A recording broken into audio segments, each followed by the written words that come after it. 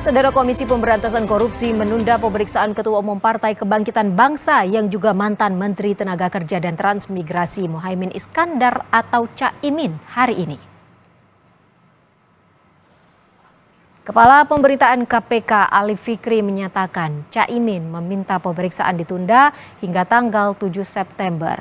Namun penyidik KPK berhalangan dan pemeriksaan pun dijadwalkan pada pekan depan. Caimin jadi saksi dalam kasus dugaan korupsi sistem proteksi tenaga kerja Indonesia di Kementerian Tenaga Kerja pada tahun 2012.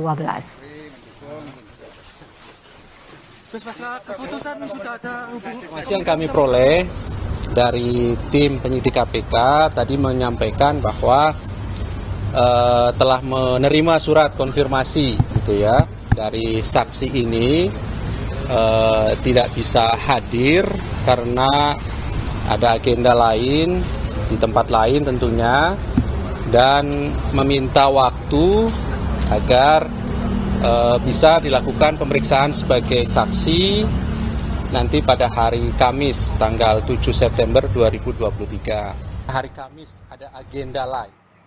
Saudara, kasus yang menyeret Muhaimin Iskandar ini terbongkar dalam operasi tangkap tangan KPK.